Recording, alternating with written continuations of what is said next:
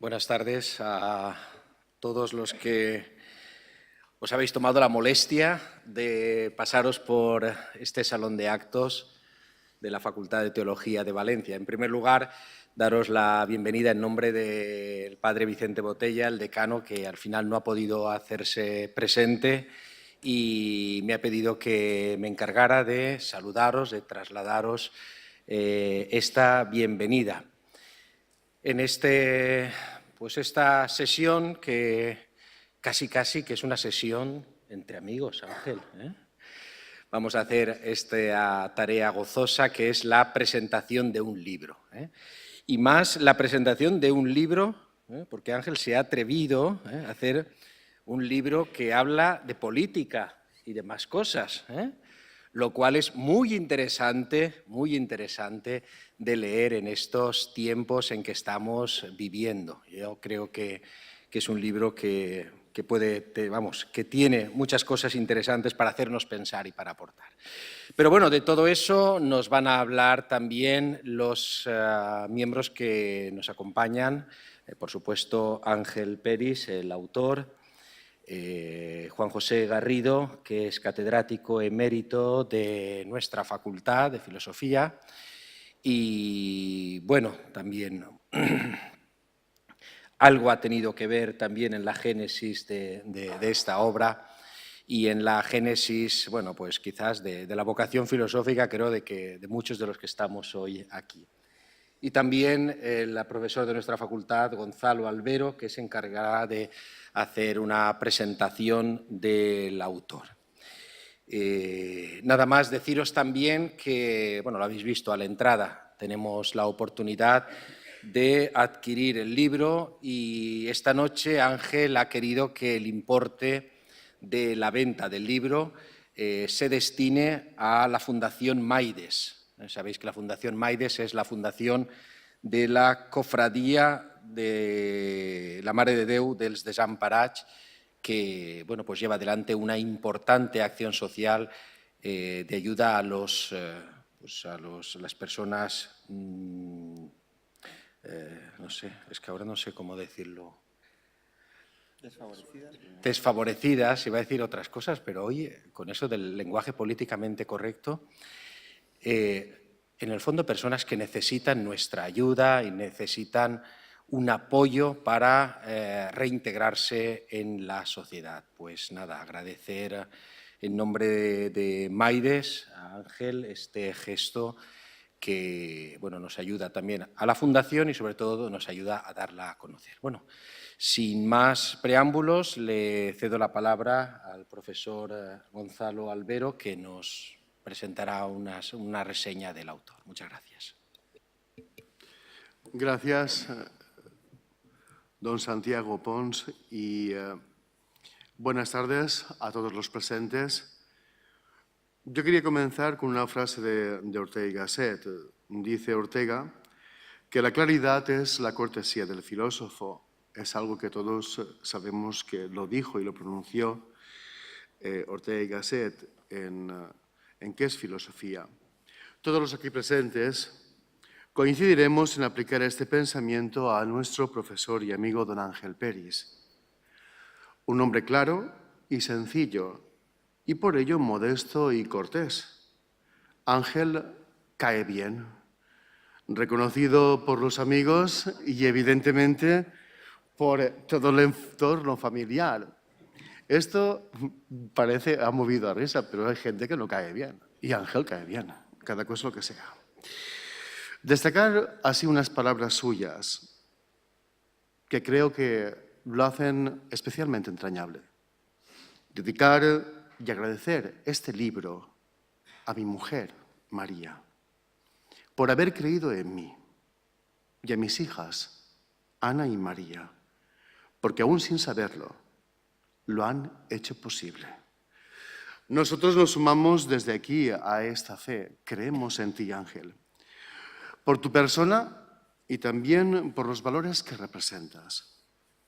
Pero es ahora su empeño en la tarea educativa y también su trayectoria intelectual la que ahora mismo nos ocupa. También sencilla y por ello de una gran profundidad, es decir, clara. ortigueramente hablando. Su currículum es el siguiente: doctor en Filosofía y licenciado en Ciencias de la Educación por la Universidad de Valencia. Es profesor agregado de esta casa de Historia de la Filosofía, donde imparte filosofía moderna y filosofía contemporánea. Y puedo decir, por parte no solamente del profesorado, sino de los alumnos, que lo hace muy bien. Profesor de filosofía en secundaria y bachillerato en el Colegio CEU San Pablo. Es profesor asociado de la Universidad CEU Cardenal Herrera, del Máster Universitario en Formación del Profesorado de Educación Secundaria Obligatoria y Bachillerato. Y cabe aquí, en esta tarea de profesor, señalar algo que él no quería que dijera, pero que voy a decirlo. El premio Ángel Herrera a la mejor labor docente en su 12ª edición por la Fundación Universitaria CEU San Pablo en el curso 2007-2008. Este empeño educativo también aparece en el libro que estamos hoy presentando.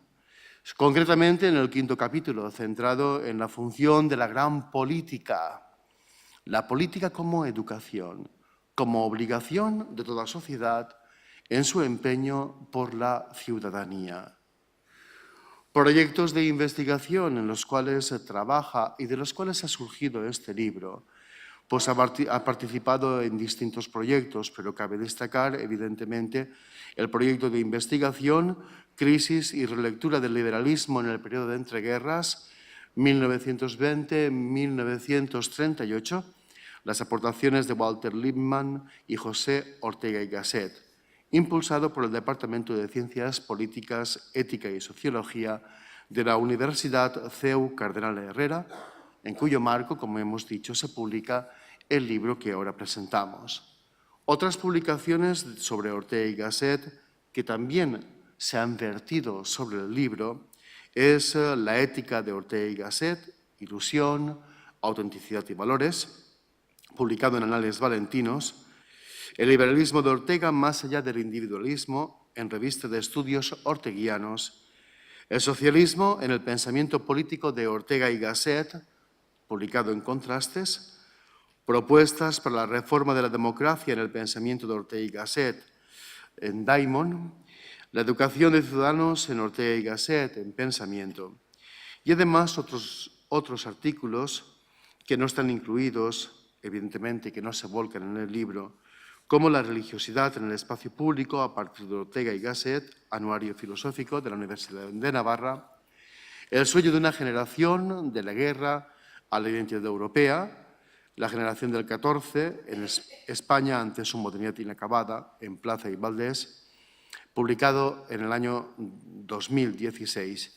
Y también otras publicaciones sobre otros temas, donde sería coautor, junto con María Iborra, Reconstruyendo la confianza de las empresas mediante la responsabilidad social corporativa, una ilustración en las cadenas de suministro del sector textil, en la revista de Globalización, Competitividad y Gobernabilidad, editada en Georgetown, universitaria, en el 2010. También sobre la secularización, la religión en la sociedad postsecular.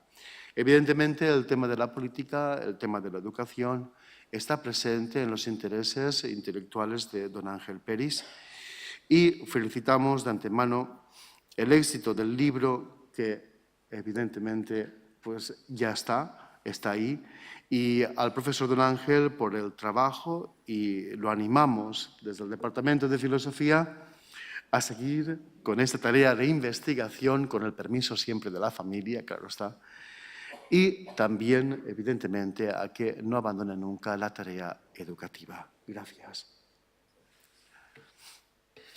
Muchas gracias, Gonzalo. Y escuchamos ahora al profesor Juan José Garrido. Bueno, a mí me toca lo más aburrido de todo, porque es un libro de filosofía. Lo de aburrido es una broma, pero vamos a decir que es lo más duro, en el sentido de que hay que entrar un poco en el libro, de qué va, y aunque sea muy, muy brevemente, aunque me temo que no me ha salido muy breve. Según cuenta uno de sus discípulos, Ortega inició el curso de metafísica del año 1919, va a ser pronto 100 años. Lo inició con las siguientes palabras. Dice, vamos a comenzar, señores, una lucha gigantesca entre dos titanes del pensamiento humano. Entre Kant, el hombre moderno, personifica el idealismo, y Aristóteles, el hombre antiguo, personificando el realismo. Y sigue diciendo este discípulo, desde entonces, la vida intelectual de Ortega no ha sido sino el decurso dentro de su mente de esta gigantomaquia que se iniciaba entonces en Europa.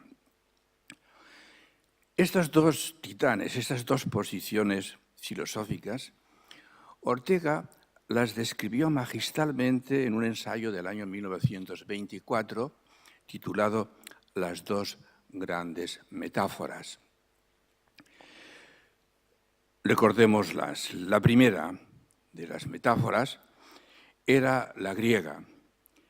Allí el hombre es considerado un trozo del universo, una cosa que está ahí, y sobre ese carácter de estar ahí se funda y se apoya ese otro aspecto suyo que es el saber.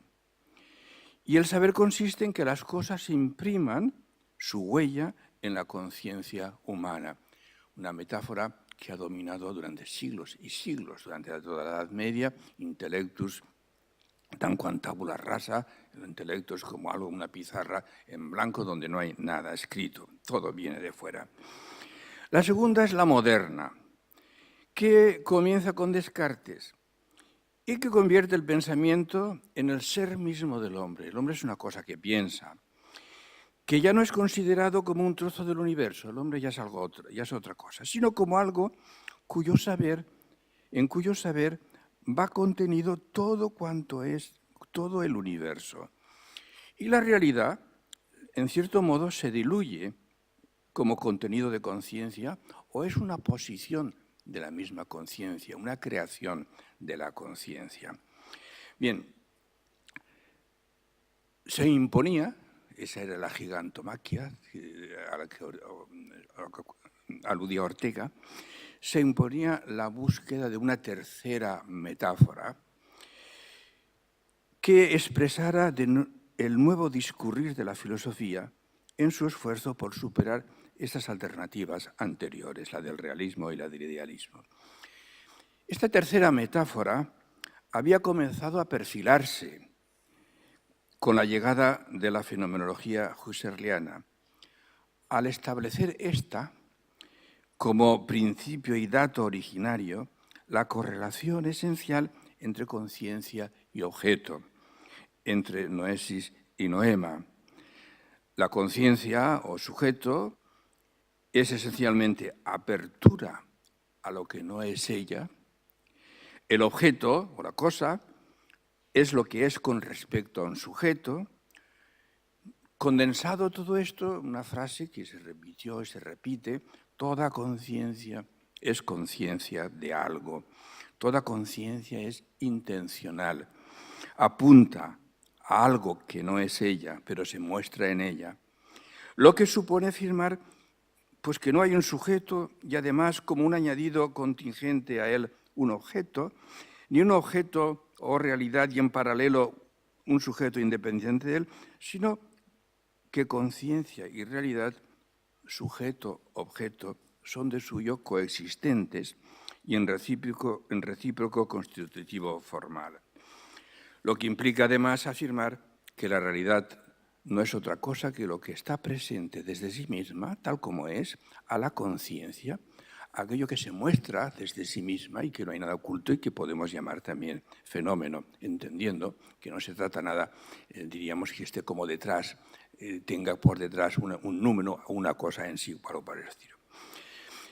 Bien, mirad, el éxito de esta nueva metáfora fue muy grande. Y de hecho, pues ha dominado el pensamiento europeo, al menos el pensamiento occidental, continental europeo, ¿no? Los anglosajones, como siempre, van a la suya.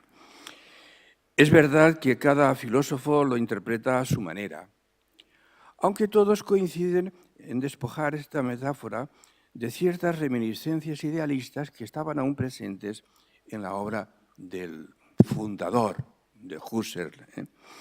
Es el caso de Heidegger, de Schiller, de Merleau-Ponty, incluso de Sartre. Pero yo pienso que fue quizás Ortega el primero que se dio cuenta de la necesidad de una reforma en profundidad de los supuestos husserlianos, es decir, de perfilar mejor esa tercera metáfora, en la que de alguna manera había que incluir muchos movimientos filosóficos. Porque mirad, para Ortega la fórmula toda conciencia es conciencia de algo, la intencionalidad de la conciencia, se convierte en yo concreto, no la conciencia, yo concreto abierto a las cosas y las cosas, no la irrealidad del noema, siéndome a mí.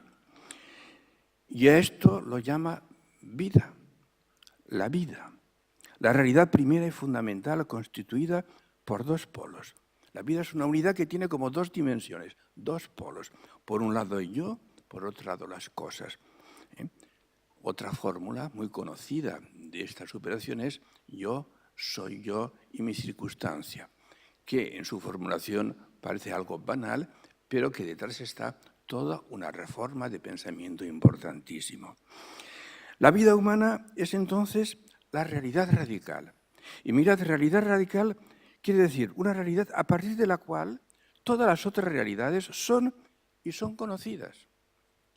Es decir, la vida tiene la primacía, digámoslo pedantemente, pues ontológica y epistemológica. Y Ortega centra todos sus esfuerzos intelectuales en elaborar una metafísica de la vida, desde la cual entender y comprender todo lo que el hombre es, todo lo que el hombre hace, la ética, la política, la religión, la sociedad, pero también cosas a veces intrascendentes aparentemente, como el juego, el arte o cualquier otra manifestación humana y cultural relevantes. La vida humana es en sí misma apertura a las cosas. No es la conciencia la que está abierta, es el ser humano, la vida humana entera la que es apertura. Es un yo abierto a las cosas y las cosas siendo a yo. El yo y las cosas, mundo y circunstancia, son elementos indisociables de esta estructura primera y originaria que es la vida humana. Constituyen las dimensiones subjetiva y objetiva de la misma. Desde la vida como realidad radical, supera Ortega el pensamiento del realismo y del idealismo. Es su forma de formular la tercera metáfora y de, diríamos, iniciar un momento de paz en esta gigantomaquia. Y para las cosas en ese sentido ya no son realidades en sí y por sí, independientes de la conciencia del yo. Las cosas son sobre todo cosas para mí, cosas de mi vida, cosas para la vida, realidades pragmáticas, se diría, facilidades, dificultades, ventajas, desventajas, posibilidades de vida. Un árbol para mí no es el árbol en sí, de entrada. El árbol es lo que me da sombra, lo que me da frutos, lo que embellece el paisaje, siempre referido a la vida. Y el mundo es el conjunto de esas realidades pragmáticas estructuradas en función de la vida como un horizonte de posibilidades. El yo, el pensamiento, no es la subjetividad cartesiana idealista cerrada sobre sí misma, sino esencial, como hemos dicho, apertura al no yo o al mundo. ¿Y la función de la filosofía cuál es? ¿Qué pinta aquí la filosofía? ¿Qué hace la filosofía? Pues la filosofía no inventa nada. Sencillamente su misión es más sencilla, es comprender de una manera refleja, de una manera pensada aquello que vivimos. En el fondo es saber mejor lo que ya sabemos. ¿Quién no sabe lo que es su vida? Pero de alguna manera la filosofía ya ayuda a saber mejor lo que en el fondo de sí mismo ya sabe. Y así, a lo largo de su trayectoria intelectual, Ortega va describiendo los rasgos esenciales del vivir humano. Vivir, por lo pronto, es vivirse, sentirse existiendo, presencia de vida a sí misma, La vida es algo que se nos impone, nunca la elegimos, es drama en la medida en que es lucha frenética por conseguir ser lo que se es en proyecto. Es tarea, es aventura, pues su misión consiste en hacerse a sí misma no de cualquier manera, sino realizando lo que su vocación le señala que tiene que ser. Es siempre algo inconcluso, indeterminado, constitutivamente inacabado, proyecto siempre pendiente, realización progresiva de su ser. La vida no es un factum, un hecho, la vida es un faciendum, un tener que hacerse. En definitiva, la vida humana es historia. Una mezcla de fatalidad y libertad. Un proyectar el futuro desde las posibilidades que ya se tienen y que están ahí. Fatalidad. Y que nos ha dejado el pasado, pero libertad porque desde ellas podemos construir un futuro personal o colectivo. La historia y la intelección del ser humano como ser histórico constituye uno de los temas centrales del pensamiento de Ortega.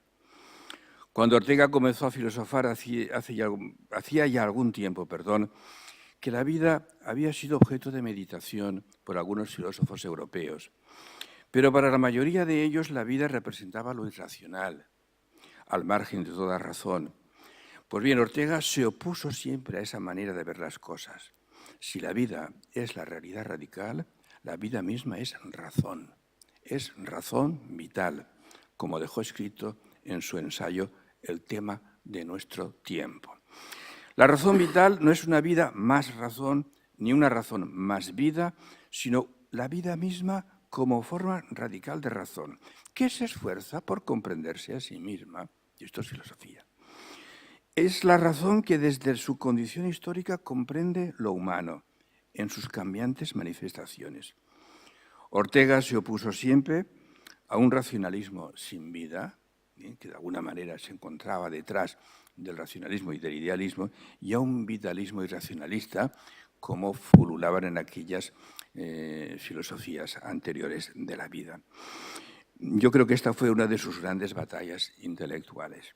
De ahí su esfuerzo constante por dar un perfil claro a la razón vital, que muy pronto llamará razón histórica y que bajo la influencia de Dilthey no dudará en llamar razón hermenéutica. Y si vemos las fechas en que escribió estas cosas, todo esto lo dijo con mucho adelanto con respecto a otros grandes, grandísimos y encumbrados filósofos europeos. La influencia del pensamiento de Ortega ha sido muy importante, y no solo en España, fue importante en Alemania. A mí me gusta recordar una anécdota que me emociona. El teólogo Dietrich Bonhoeffer, en el año 1944, estando ya prisionero en la cárcel en Berlín, a punto de ser trasladado a Auschwitz, donde fue asesinado, escribe una carta a sus padres diciéndoles: ¿podríais intentar procurarme el nuevo libro de Ortega y Gasset, La esencia de las crisis históricas? En realidad en castellano es El entorno a Galileo. Y si fuese posible, la anterior, La historia como sistema. Un teólogo en la cárcel a punto de ser sacrificado se interesa por las obras de Ortega, un teólogo alemán. Una anécdota que me gusta recordar mientras los nuestros no sé qué estaban haciendo.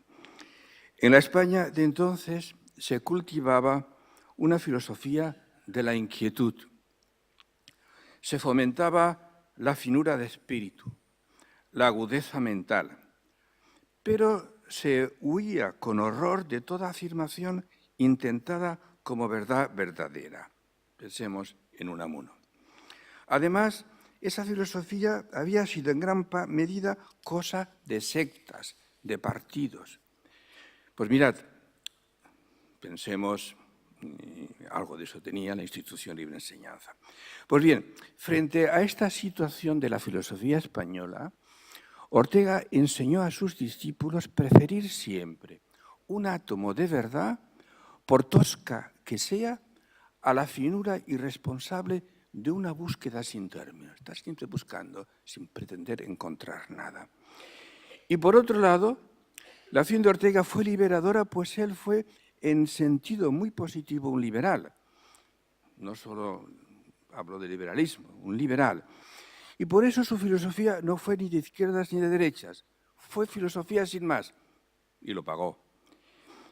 Y supo crear en España, por medio de su magisterio en la universidad y por sus escritos, supo crear un ámbito en el que se podía filosofar con libertad, por encima de partidismos y posiciones religiosas, sin sometimiento a forma alguna de dogmatismo, sin atender a consignas sectarias. Y por esta razón fue capaz de hacerse cargo filosóficamente de la realidad, de la circunstancia española en todos sus aspectos, desentrañar el logos, el sentido profundo de las cosas, su íntima conexión, detectar problemas, carencias, soluciones, periclitadas, sugerir alternativas de futuro, proponer reformas, proyectos de mejora personal, ética o colectiva, social y política. El magisterio de Ortega se dejó sentir en toda España, pues además de su aportación filosófica, supo ser durante muchos años un potentísimo resonador que hizo posible que entre nosotros se oyera la voz de todas las inteligencias fecundas de Europa.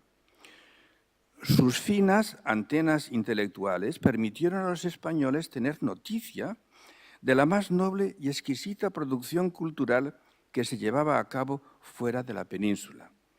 La Revista de Occidente, fundada por él en 1923, así como su editorial, Revista de Occidente, pusieron en manos de los españoles y de los latinoamericanos lo más representativo y valioso de las nuevas ideas que se cocinaban en Europa, así como la vanguardia cultural en todos los órdenes. No tenemos más que ojear esas revistas hasta la Guerra Civil.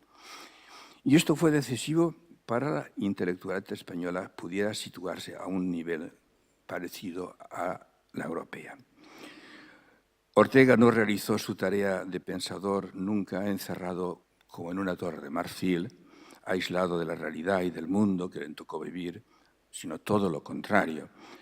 Coherente con sus ideas, se implicó en el mundo y sus problemas, se sumergió en la realidad para comprenderla y salvarla, vivió hasta el final lo que constituía el centro de su pensamiento, yo soy yo y mi circunstancia, y la circunstancia de Ortega, que era la española y en general la tuvo siempre presente. Todos sabemos, además, que la circunstancia o mundo de la primera mitad del siglo XX fue especialmente problemática y convulsa, tanto en España como en Europa. Esta inmersión y compromiso con la circunstancia es probablemente la razón principal por la que Ortega no nos haya dejado voluminosos tomos de filosofía sistemática al estilo clásico o a la moda alemana, lo que pues a algunos les hizo pensar que no poseía un sistema, ¿no? Bien, y se equivocaban, como con el tiempo han puesto de manifiesto muchos y documentados estudios sobre el pensamiento de Ortega, entre los que hay que citar a partir de ahora, en lo que se refiere principalmente a la filosofía política, el libro del profesor y amigo Ángel Peris, Liberalismo y democracia en la obra de Ortega, que hoy presentamos. Hoy sabemos hasta qué punto incluso los temas más aparentemente alejados de la filosofía, como por ejemplo los toros o la caza, están conectados con sus ideas filosóficas centrales y solo desde ellas se entiende. Ahora, si no se ignora todo el resto, pues parecen artículos de periódico como podían hacerlos otros cualquiera. Los que nos formamos en el seminario de Valencia en los años 60 del siglo pasado, me da un poco reparo decir siempre lo del siglo pasado, pero como mis compañeros repiten tan a gusto que soy catedrático de mérito, y verdad que subrayan lo de mérito, pues lo del siglo pasado me pasa igual. Bien, los que nos formamos en el seminario de Valencia en los años 60 del siglo pasado, tuvimos la suerte de familiarizarnos muy pronto con el pensamiento de Ortega. Y ello gracias al profesor don Eduardo Poveda. Luego, con el tiempo, fue nombrado obispo de Zamora. Don Eduardo había escrito una tesis doctoral sobre Ortega en la Universidad de Lovaina, tesis que nunca pudo defender por razones de política eclesial hoy ridículas. No había llegado aún el Concilio Vaticano II. En ese momento, un pequeño pero influyente número de eclesiásticos estaba empeñado en que Roma incluyera en el índice de libros prohibidos las obras de Ortega, cosa que afortunadamente no consiguió. Pero la autoridad eclesiástica del momento aconsejó a don Eduardo que aplazara la defensa y publicación de su tesis para tiempos mejores, tiempos que desgraciadamente nunca llegaron para él. La tesis estaba perfectamente acabada, yo la he tenido en mis manos. Pero mirad, esto no impidió que su docencia en historia de la filosofía moderna y contemporánea y en la teoría del conocimiento estuviera basada fundamentalmente en los esquemas históricos de Ortega y su metafísica de la vida, con especial atención a la superación del racionalismo e el idealismo epistemológico mediante el concepto de razón histórica, que ya no sonaba a nosotros, adolescentes, y el dogmatismo y el relativismo mediante la idea de perspectiva. De la mano de don Eduardo, muchos pudimos leer y estudiar libros de Ortega en aquel momento, como Meditaciones del Quijote, El Espectador, libros que cuando aún cojo yo de la biblioteca aún me emociono de los recuerdos aquellos, ¿no? El tema de nuestro tiempo, ideas y creencias. Pues bien, los que tempranamente nos iniciamos en este pensamiento, creo de verdad que fuimos unos privilegiados y no hemos dejado nunca de releer y de meditar los escritos orteguianos, encontrando en ellos suficiente luz para plantear mejor los problemas, para resolverlos. Algunas de sus ideas filosóficas están en la base de nuestro modestísimo pensamiento, incluso teológico. Yo me he permitido aprovechar este acto en el que nos encontramos de presentación del libro de nuestro amigo y profesor Ángel Peris, precisamente en esta Facultad de Teología, para tener este recuerdo agradecido al que en tiempos difíciles supo orientar nuestras mentes y nos introdujo en el pensamiento de ese gran pensador español, don Eduardo Poveda. Y ahora pasamos al libro. Mirad, como ya he dicho, el libro del profesor Ángel Peris, que esta tarde presentamos en esta facultad, como se nos ha recordado, versa sobre filosofía política de Ortega. El título, Liberalismo y Democracia, la obra de Ortega y Gasset. Está editado en Madrid, la editorial Biblioteca Nueva, este mismo año, y constituye un volumen de unas 300 páginas. No es para asustarse. Aunque los 8 capítulos de que consta han sido publicados previamente en diversas revistas especializadas, como se nos ha recordado, o en libros colectivos, la unidad y la sistematicidad entre ellos pone de manifiesto que responden a un proyecto de investigación común llevado a cabo con competencia y escrupulosidad científica, mostrando un conocimiento exhaustivo de todas las obras de Ortega, y no solo las de temática política, y además en los diversos momentos de la evolución de su pensamiento. Ortega, como también es humano, fue cambiando. Ha tenido además en cuenta lo más relevante de la bibliografía orteguiana, no dudando en deshacer tópicos, ponerlos en entredicho al menos, o corregir opiniones de algunos especialistas por ser unilaterales y deficientes en el análisis de los textos. Ortega siempre se quejó de que no pocos, llevados por su estilo literario y por la aparente gran dispersión de temas, no pasaban de la superficie de su pensamiento y no eran capaces de captar su profundidad y unidad. Se quejó. Es justo reconocer que sus escritos en general y sus escritos políticos, surgidos de las vicisitudes concretas de la circunstancia española, la mayor parte de ellos, y algo también de la europea, se prestaban a eso.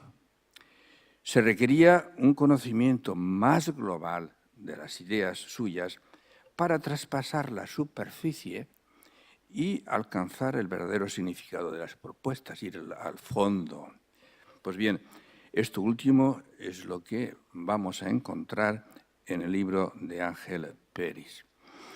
Su conocimiento preciso de las ideas fundamentales de la filosofía orteguiana le han permitido anclar, enraizar el pensamiento político en las coordenadas de su sistema. Entonces se comprende bien. Y no como temas marginales o poco conectados con el mismo. Mucho yo no he leído de obras sobre la política de Ortega, aunque algún tiempo tuve ciertas veleidades en este sentido y repasando papeles para esta presentación me he encontrado con un montón de fichas de los escritos políticos de Ortega que en aquel momento se habían publicado, que no eran muchos. Y efectivamente la mayoría de esa bibliografía hablaba de la política sin tener en cuenta todo el trasfondo filosófico de Ortega, sin saber, como ha sabido hacer muy bien Ángel, anclar, enraizar ese pensamiento político en las coordenadas de su sistema. Por eso creo que, en este sentido, el primer capítulo de este libro, que es el más extenso, es un capítulo clave, porque él se ocupa de ética, ello le lleva a explicitar la metafísica orteguiana de la vida, su concepción nueva de la razón histórica, para poder comprender no solo asuntos como la vocación, el destino o los valores, sino todos los demás temas estudiados. Y todo esto lo hace con un estilo claro y sobrio, nada retórico ni rebuscado, en el que la sencillez confiere belleza al relato. Yo al menos soy muy sensible a ello. Como se nos ha recordado don Gonzalo, Ortega decía que la claridad era la cortesía del filósofo. Pues bien, el profesor Ángel Peris ha conseguido ser en este libro exquisitamente cortés. Confieso que la semana y algo más que he empleado en leerlo y pensarlo atentamente ha sido para mí especialmente una semana muy, muy grata. Yo diría que ha sido como una bocanada de aire fresco de la filosofía. Como ya dije, Ortega fue un buscador de la verdad y un pensador al margen de sectas intelectuales y partidos. Quiso hacer filosofía sin más. La fidelidad a lo real, tal como se muestra cuando la mente se abre a ella sin prejuicios, le impedía adherirse a posiciones extremas, posiciones que suelen aflorar en tiempos de desorientación y de crisis. De la misma manera que en el campo metafísico y epistemológico, como hemos recordado al comienzo, se propuso superar las contrapuestas grandes metáforas antigua y moderna por una nueva capaz de hacer justicia a la parte de verdad que éstas representaban, pues también en el campo de las ideas políticas hizo un gran esfuerzo de integración en orden a ofrecer un pensamiento centrado y lejos de cualquier posición unilateral, extrema. Y ello no por pura estética conciliadora, sino por exigencias de la realidad y la sociedad humanas. Todo extremismo, decía muchas veces, es caricatura. Esto es una desfiguración a veces cómica y a veces trágica de la realidad. Así, en su juventud se inclinó por el socialismo, no marxista ni obrerista. Esto es un socialismo que corrigiera el individualismo liberal, clásico, sin por ello anular el individuo como tal y el ámbito de las libertades, que siempre debería de entenderse desde lo social. En ese momento de juventud, en donde diríamos, su pensamiento se orienta fundamentalmente al socialismo. Tiene además unas consideraciones sobre la figura de Jesús muy interesantes, y una de ellas dice, mirad, es que como si Jesús, el divino Jesús, nos dijera a nosotros: no te preocupes con que sea ancho, alto y profundo tu yo. Busca la cuarta dimensión de tu yo, la cual es tu prójimo, la comunidad, es decir, la apertura, el individualismo abierto a la comunidad, como palabras divinamente inspiradas. Este tema lo encontraréis en el capítulo 6. Con el tiempo, su pensamiento político fue orientándose hacia el liberalismo no individualista, es decir, un liberalismo abierto a lo social, capaz de mejorar el nivel cultural económico de la comunidad, con el fin de alcanzar niveles mayores de libertad personal y de libertades públicas.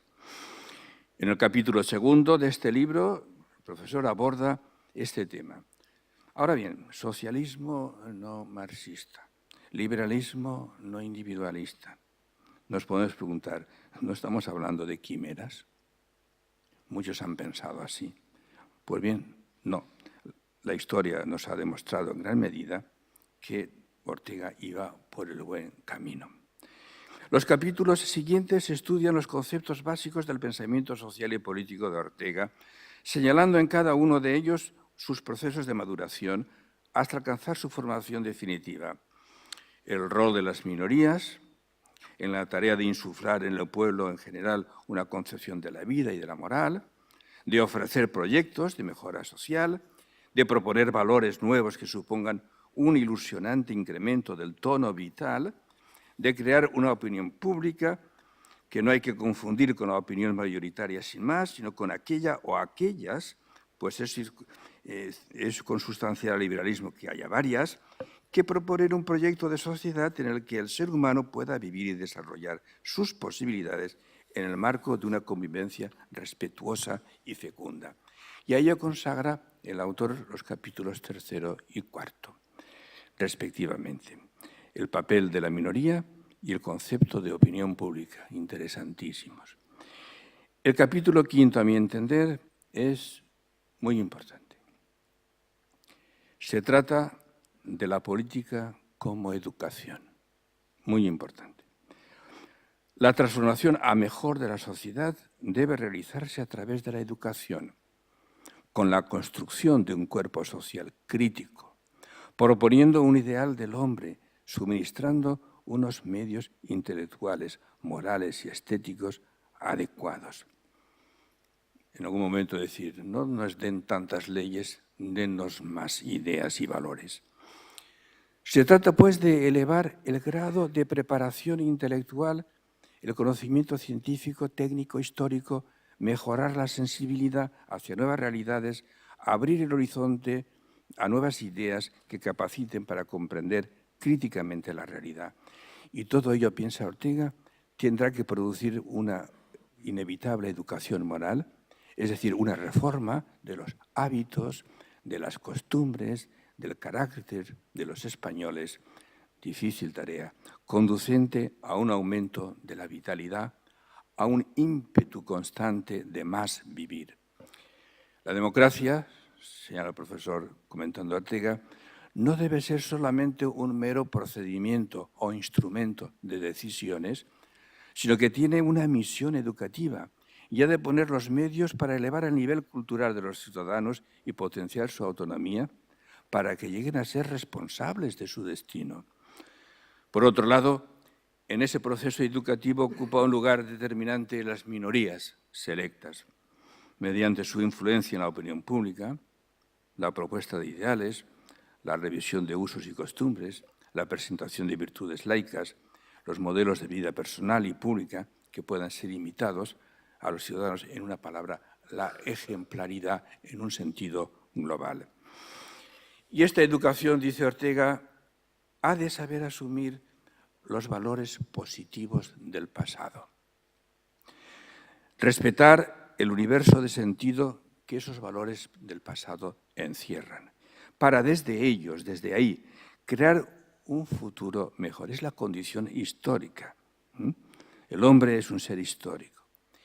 A Ortega le gustaba decir, el hombre es un heredero, no es un mero sucesor. Los animales se suceden unos a otros. El hombre es un heredero porque cuando nosotros venimos al mundo, cuando el hombre viene al mundo, hereda un rico patrimonio espiritual que le precede, que lo configura y sobre el cual actúa proyectando el futuro. Cada generación, y una generación es la unidad de masa y minoría, ha de mantener el equilibrio entre lo recibido y lo heredado, y lo nuevo que se juzga necesario instaurar. Ese equilibrio, el complejo de Adán en el paraíso, conmigo comienzan todas las cosas, es en todos los ámbitos de la vida, social, personal y política, uno de los grandes errores que cometemos los hombres. Somos herederos. Pero herederos no quiere decir estar encadenados a una tradición, ni muchísimo menos, porque sobre esa herencia trabajada debe surgir el futuro. Pues bien, el profesor Peris ha sabido exponer magistralmente estas ideas de Ortega en esos diferentes momentos de su vida con gran claridad, con gran coherencia, y ha mostrado que aún tenemos bastante que aprender de Ortega en este campo. Como acertadamente escribe el profesor Ángel Peris, la filosofía política de Ortega se desarrolla en torno a tres ejes. El liberalismo individualista, de aquí ya hemos dicho algo, la reforma democrática en la dirección a una mayor participación ciudadana y, finalmente, la nacionalización. Esto es, la insistencia de unir a los ciudadanos en unos proyectos, valores, rasgos de una identidad compartidos. Estos últimos temas ocupan el capítulo 7º y 8º y últimos, y con ellos concluye la obra. Y son de enorme actualidad. Podría pensarse que la distinción orteguiana entre minoría selecta o aristocracia moral, por un lado, y masa, por otro lado, y el rol que se asigna a estas minorías selectas o a estas aristocracias morales, que esto supondría una disminución del talante democrático de su doctrina política. A veces se ha entendido así y el profesor Ángel Peris demuestra tajantemente que no es así. Como acertadamente nos señala en su libro, no es así porque, en primer lugar, minoría selecta y masa no describen clases sociales en sentido tradicional. Un obrero puede pertenecer a la aristocracia moral, ser minoría selecta. Un burgués puede ser masa sin más. No es esto. Minoría selecta y masa son categorías descriptivas de otro orden. Y en una página muy brillante del libro, el profesor Peris lo conceptúa de la siguiente manera. Minoría significa asumir la propia existencia como la exigencia de cumplir un proyecto personal. Masa significa conformarse con ser como todo el mundo, tendencia a la inercia. Minoría significa ejemplaridad, disciplina, afán por la excelencia. Masa, desprecio por lo diferente, abandono de sí, enfermedad de la capacidad estimativa. Minoría, sometimiento voluntario a una serie de criterios de verdad, valores y normas por encima del capricho individual, una herencia de sentido histórico. Masa, barbarie, rechazo de toda civilización a cualquier criterio por encima de la absoluta individualidad.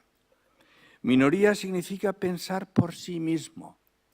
Masa, dejarse llevar por lo establecido, por las vigencias y tópicos sociales, a la deriva de las modas.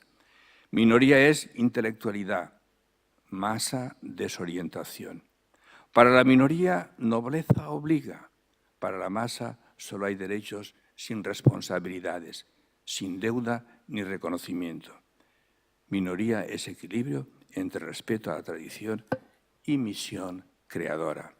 Yo creo que no se puede decir mejor.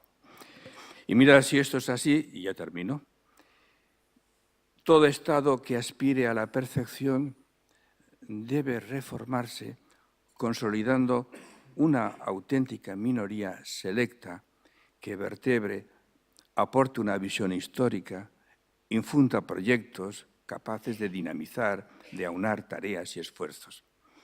El Estado debe contribuir a aumentar la vitalidad de los ciudadanos y la acción de esta minoría selecta, de esta minoría aristocrática, es precisamente dinamizar el protagonismo social. ¿Cómo?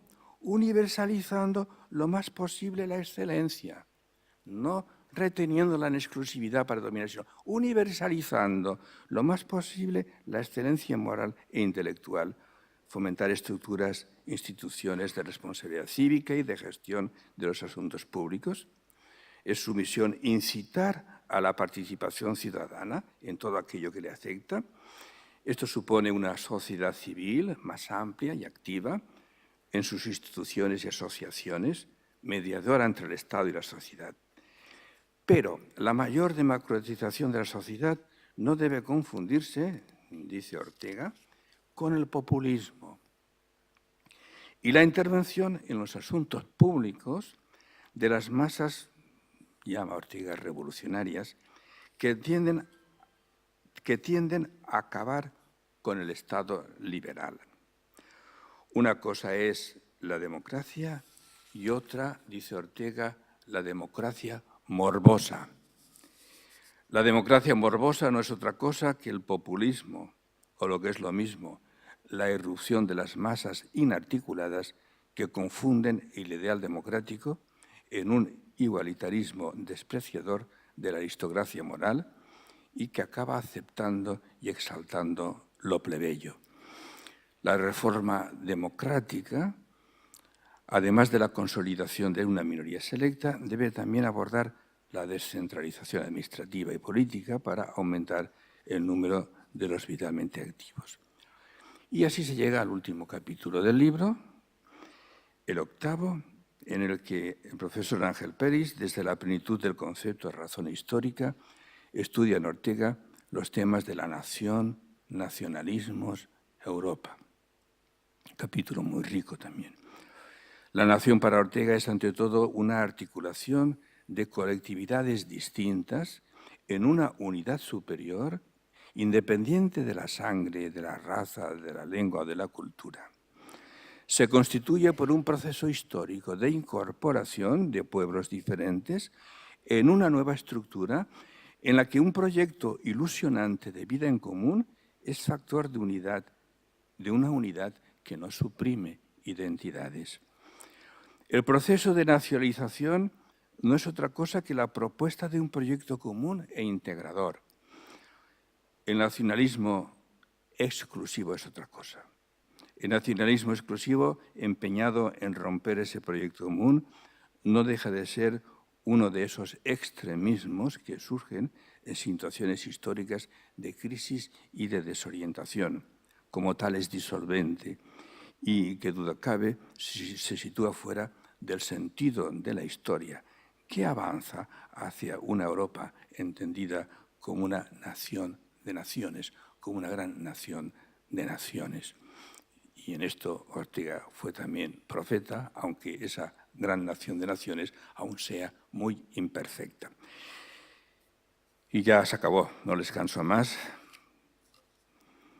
Le había dicho a don Santiago que vigilara a todos los que se durmieran para decírmelo después, pero veo que se habéis dormido poco, menos mal. Bien, yo espero que las palabras un poco largas, pero en fin, han salido del corazón, constituyan, ¿no?, un pequeño avance del contenido del libro, que esto sea capaz de estimular a leerlo, que es de lo que se trata, ¿no?, estimular a leer el libro, ¿no? Vamos a encontrar en leer una espléndida sistematización del pensamiento político de Ortega y muchas más cosas, porque, como he dicho, no se entiende el pensamiento político si no se le sitúa en el contexto global de su pensamiento. Y vamos a encontrar no poca luz para comprender el momento sociopolítico tan delicado en el que nos encontramos, sobre todo, especialmente en los últimos capítulos. Ortega es ya un clásico, y un clásico es clásico porque siempre da que pensar y es capaz de fecundar la mente en cualquier momento y en cualquier tiempo. Y por eso su lectura es siempre, siempre muy provechosa. Enhorabuena, Ángel. Muchísimas gracias por este libro tan precioso que nos has ofrecido. Y nosotros, además de felicitarte, yo me uno a la petición de Gonzalo, pues que la verdad, que no sea el último. Muchísimas gracias. Gracias A todos y gracias por escucharme.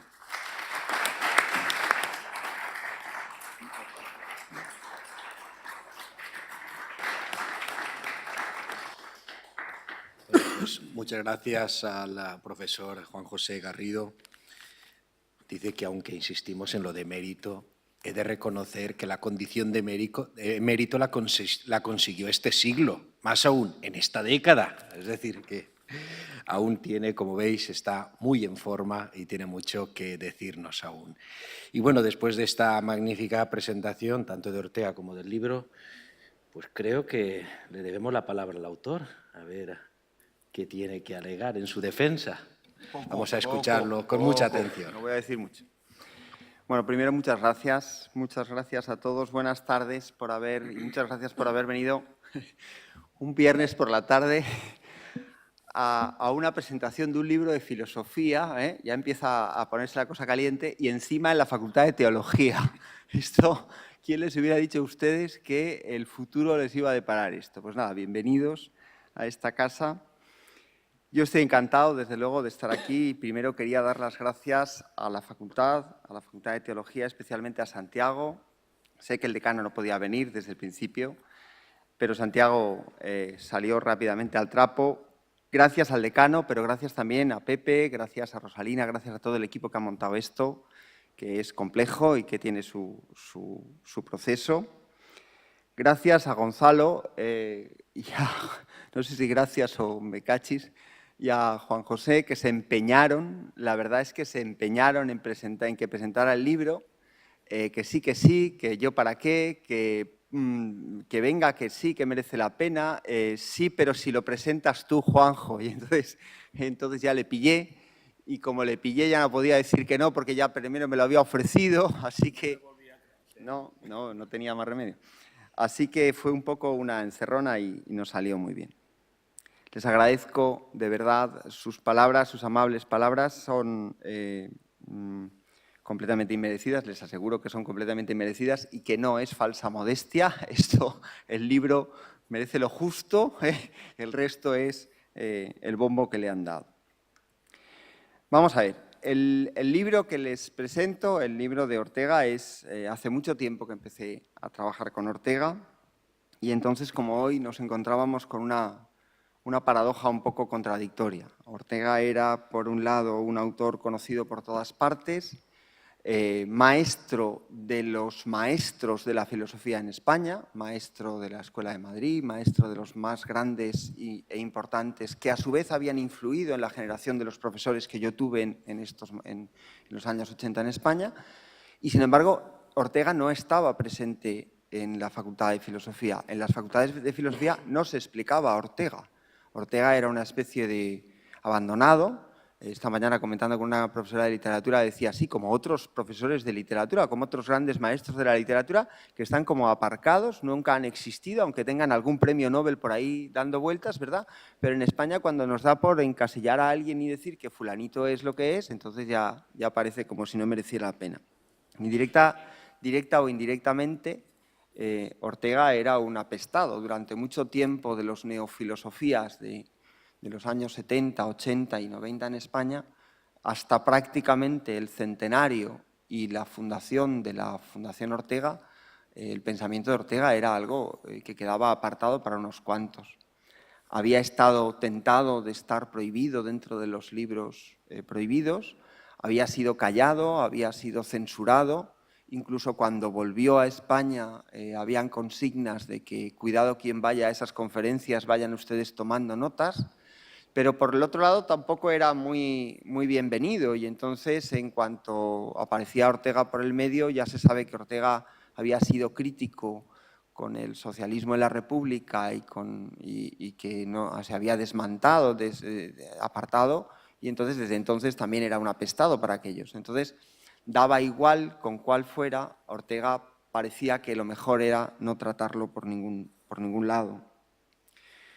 En este sentido, y mirando hacia atrás, y digo mirando hacia atrás porque yo al principio no tenía este propósito, cuando empecé a trabajar con Ortega, yo creo que me proponía indirectamente, insisto, 3 objetivos.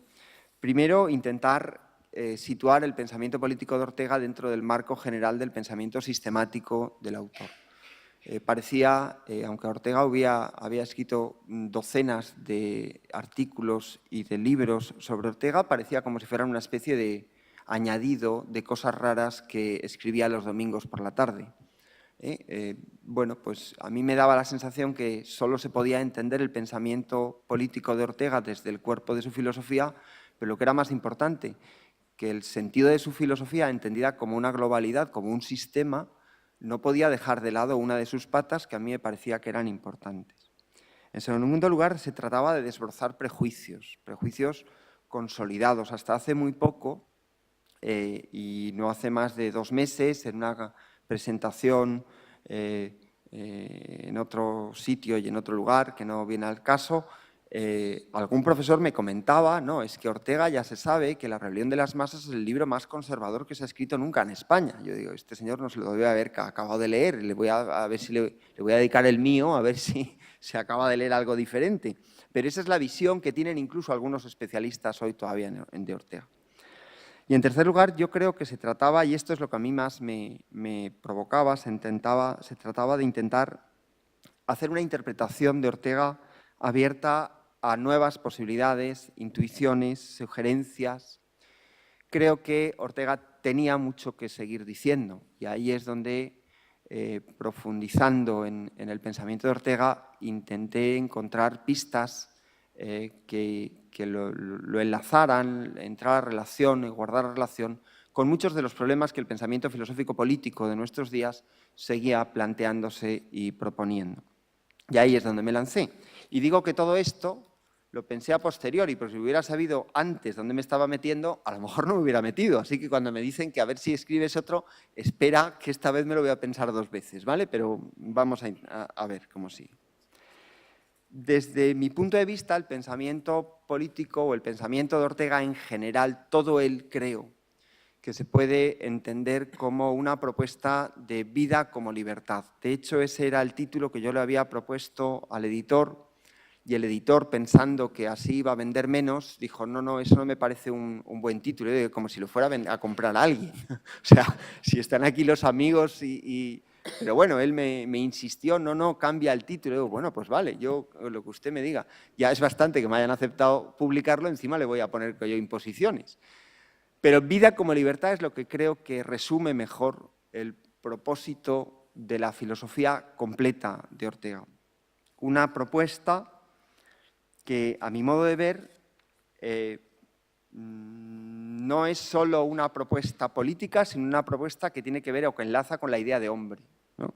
Es al final la promoción del hombre, de lo que se trata la libertad. La libertad no es solo un dejar hacer o una posibilidad, sino es una manera de entender al hombre y el conjunto de sus posibilidades. Por eso, para mí, el capítulo central, que, como dice Juan José, da sentido a todo lo demás, es el primero en el que se describe la concepción ética de Ortega y que es lo que yo creo que a mí más me atrajo cuando pensé en Ortega, ¿no? Ortega describe una filosofía centrada en la idea de la esperanza. Desde mi punto de vista es la esperanza y la libertad, y esos 2 conceptos son el centro de todo un proyecto que va mucho más allá de una metafísica, mucho más allá de una ética y que abarca evidentemente una sociología y también una filosofía política. Claro que concebir una ética y una ética de los valores, continuando con Scheler y con Hartmann y otros autores que en ese momento estaban desarrollando ese pensamiento en Europa, a la altura de sus tiempos, por tanto, exigía plantearse cosas, cuando queríamos leer la ética de Ortega desde nuestros días, exigía revisar algunas cuestiones que quizá no estaban claras. No se estaba cayendo en cierto idealismo, ese idealismo que, como ha explicado Juan José, se quería escapar. No es idealismo de las normas o idealismo de ideales abstractos, alejados de la realidad, lo que se está proponiendo cuando se proponen valores. Son los valores racionales, o si, como propone Ortega, los valores son captados a través de una especie de estimación afectiva o emocional. Pero entonces, si son afectivos o emocionales, son subjetivos. ¿Y cómo se pueden proponer? ¿Cómo se pueden discutir? No están entonces dentro del terreno de lo personal y cada cual hace lo que puede y lo que quiere. Esa dimensión subjetiva no era justo lo contrario a lo que estábamos intentando buscar. ¿Cómo hacer compatible la objetividad de los valores con su concepción histórica de un pensamiento en perspectiva, para no caer en un relativismo que es justo de lo que quiere salir? No era claro. El pensamiento de Ortega exigía darle un hervor, profundizar, continuar en el análisis, seguir sacando para intentar sacarlo a la luz, ¿no? Ver cómo responde. Y responde, les aseguro que responde. Para eso, capítulo 1, léanselo, por favor, me lo pueden subrayar para el próximo día. Por cierto, veo algún alumno y todo, Por supuesto, tiene un punto más, la nota final la hemos arreglado, luego hablamos. El hombre es forzosamente libre, dice Ortega. Forzosamente libre, este es el principio metafísico de su pensamiento, y forzosamente libre porque construye y realiza su vida, pero forzosamente libre también porque no tiene más remedio que enfrentarse a la realidad para hacer su vida. Pero eso desde el terreno político, si quería tomárselo en serio, y se lo tomó muy en serio, exigía plantear cuáles eran las condiciones en las que se hiciera posible esa libertad. Es decir, si el hombre es forzosamente libre, eso exige revisar la condición de la libertad en la sociedad. ¿Cuáles son las condiciones que hacen posible la libertad? Eso suponía primero revisar la idea misma del liberalismo. El liberalismo antiguo, este era un liberalismo, y más en España, anquilosado, cerrado, lleno de señoritos en el orden político.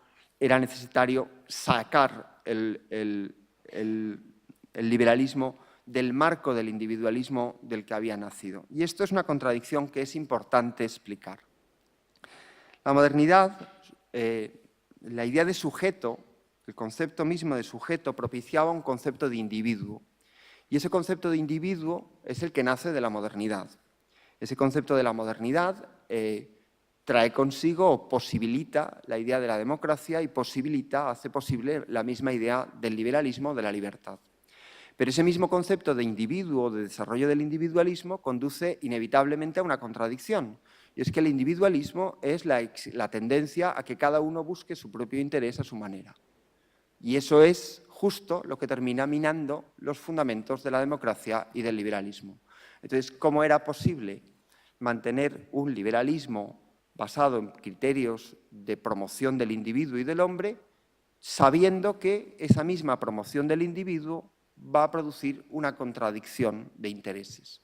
Ese era el reto que yo creo que Ortega ve perfectamente desde su inicio y que le hace plantear desde el mismo inicio que el liberalismo clásico tiene que ser superado. El liberalismo que desde el punto de vista filosófico se sustenta en el 17, en el 18, ese ya no sirve, hay que renovarlo en todos los aspectos, en cuanto a fundamento de la libertad, en cuanto a alcance de la libertad, en cuanto a alcance social, en cuanto a alcance de todos los aspectos. Y esa es la interpretación que yo hago, que yo me he atrevido a hacer. La verdad es que me he atrevido muy poquito a poquito, porque cada vez que se le ha ido proponiendo a alguien me tachaban de raro. Y bueno, pues al final, como el libro mando yo y nadie me lo iba a criticar y si no me da igual, pues he escrito lo que me ha dado la gana. Y entonces mi propuesta es precisamente la idea de un liberalismo que en Ortega creo que va más allá del liberalismo y que intenta acercarse a lo que hoy, y perdonar porque hay mucha diferencia, a lo que hoy llamaríamos desde el punto de vista filosófico, un republicanismo, ¿no? Insisto que desde el punto de vista filosófico y con mucha diferencia, porque no estamos hablando de los republicanos actuales, no estamos hablando de Habermas, no estamos hablando tampoco de ninguno de los autores que actualmente defienden estas posturas. Estamos hablando de un autor que a comienzos del siglo XX introduce algunas temáticas y algunos retos de su pensamiento que de alguna manera avanzan el liberalismo en una dirección que para él es incierta en un momento político e histórico tremendamente convulso, entre la Primera, la Segunda Guerra Mundial, entre la Guerra Civil, en la Revolución Soviética, en todo ese mare magnum de movimientos sociales y con muchísima imprecisión y con muchísima falta de criterios políticos, él se lanza a hacer una propuesta en todos esos ámbitos. Cuando lo ves en conjunto, entonces sí que ves que eso es una propuesta que tiene sentido. Cuando lo ves de forma aislada, que es como nos la presenta Ortega, entonces no encuentras ese hilo conductor. A mí me ha parecido ver esa propuesta, primero en una revisión del concepto de la opinión pública y de los mecanismos que hacen posible la construcción de la opinión pública, el sentido mismo de la legitimidad política, la idea de un consenso que va más allá de los acuerdos y que más allá de las diferencias políticas permite crear una concordia, un sentido político de concordia. Un sentido que tiene que ver con la educación, con la cultura, la concepción de la función de la sociedad y de la política como educación no es solamente una anécdota, es todo un proyecto y un propósito fundamental. La concepción de la vida entendida como igualdad, y en Ortega hay toda una vinculación, como decía Juan José, de amor y odio con el Partido Socialista de Juventud. Luego se separa de ese ideal. Pero, por ejemplo, Ortega propone cosas que hoy nos llaman la atención pensando que estamos hablando de los años 20, 30 en España. Ortega habla de una organización centrada en el principio del trabajo, habla de la presencia de los trabajadores asociados como representantes en las instancias de decisión de las empresas, habla de la participación obligatoria de los trabajadores en los beneficios de las empresas, de la responsabilidad en la gestión de las prestaciones sociales, de forma que un comité de autogestión, cosas que hoy pienso nos llamarían la atención, ¿verdad? Pero estamos en un momento en el que Ortega está reclamando una intervención pública de la economía y una intervención de los trabajadores en la gestión pública de la economía. Algo tremendamente innovador y que no se vio, no se había visto, creo que no se ha visto con claridad. También la organización de las instituciones políticas exigía mayor democratización, mayor participación, mayor presencia. Y también la idea de la rebelión de las masas. Probablemente La rebelión de las masas es el libro, sin duda creo, no lo sé estadísticamente, pero probablemente el libro español más leído y traducido de filosofía a todos los idiomas. Exageradamente, yo creo que es probablemente el libro más extendido internacionalmente y probablemente el menos entendido, al menos en España, en cuanto a su significado. No se entendió lo que significaba el concepto minoría, no se entendió lo que significaba élite, no se entendió lo que significaba... Desde luego Ortega no habla de que cuando habla de la rebelión de las masas, no está criticando que las masas salgan a la calle ni nada por el estilo. Estaba precisamente hablando de la participación de los ciudadanos, no creo que ese fuera su tema. Tampoco es, cuando habla de minoría, no se refiere a la minoría de una clase social. Cuando habla de masa no se refiere a una clase social minoritaria, se refiere, para él la masa es la burguesía, la masa es la gente acomodada, la que impone la vulgaridad como criterio, ¿no? Entre nosotros, gran hermano, para que lo veamos. La crítica de la rebelión de las masas no se refiere a las masas indóciles, ¿no? Tampoco piensa que la minoría, una especie de élite intelectual, tenga que ocupar el lugar de los políticos como una especie de nueva clase sacerdotal que viene a salvar al mundo. No es ese el concepto de la élite política en Ortega. Nunca lo ha sido y además lo critica explícitamente. Quienes lo han querido entender así es que no quisieron leer a Ortega, querían leer otra cosa, ¿no? Y por último, para mí merecía también la pena destacar el concepto de nacionalización, porque el concepto de nacionalización en Ortega invitaba a la idea no tanto del concepto de nación, que es justo lo que pretende superar. Habitualmente se concebía que la idea de nacionalización significaba algo así como una especie de nuevo nacionalismo, ¿no? La exaltación por Ortega de la idea de la nación, entendiendo como nación España. Y nada más lejano de su idea. Lo que hace es criticar los nacionalismos de toda corte, los nacionalismos exclusivos y excluyentes, particularismos, que llama él, tanto en los sentidos cuando se refiere a las autonomías como cuando se refiere a la idea misma de nación como España. Y su respuesta y su análisis es algo que hoy es muy actual. Los problemas hoy son internacionales, en sus tiempos también, y requieren respuestas internacionales.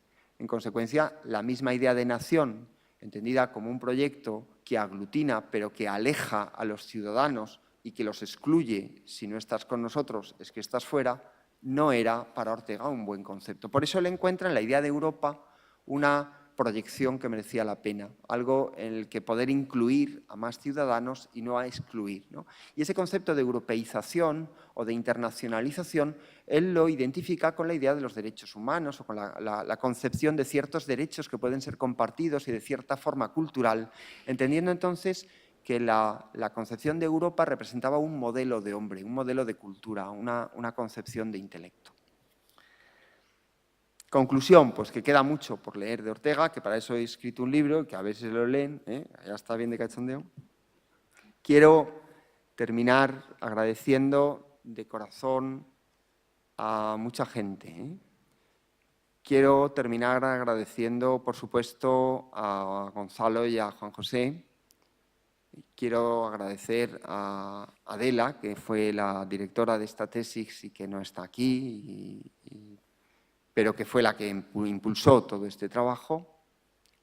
Quiero agradecer especialmente a la Facultad de Filosofía, a la Facultad de Teología, perdón, 2 veces error, a la Facultad de Teología, y quiero agradecer especialmente a Juanjo, que como digo fue y es maestro, compañero y amigo. Creo que es un privilegio para mí y para muchos de nosotros haberlo tenido con nosotros.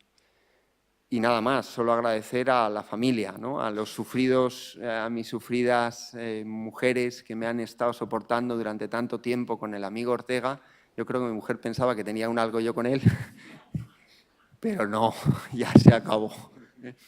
Bueno, muchas gracias a todos y buenas tardes.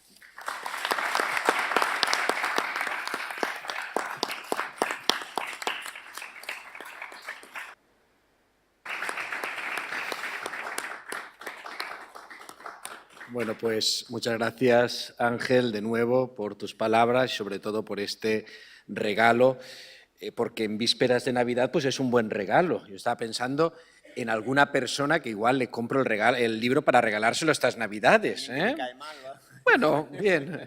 No sé si algún político, porque no sé si a veces los políticos disponen de tiempo para leer estas cosas, pero bueno, no estaría mal, no estaría mal. Y bueno, agradeceros a todos la participación, la presencia y vuestra atención a esta presentación. Creo que podemos prolongar un poquito más, fuera se ha preparado alguna cosa para tomar alguna cosa y acabar de charlar entre nosotros pues lo que hemos escuchado y lo que nos ha sugerido. De nuevo, muchas gracias a todos y buenas noches.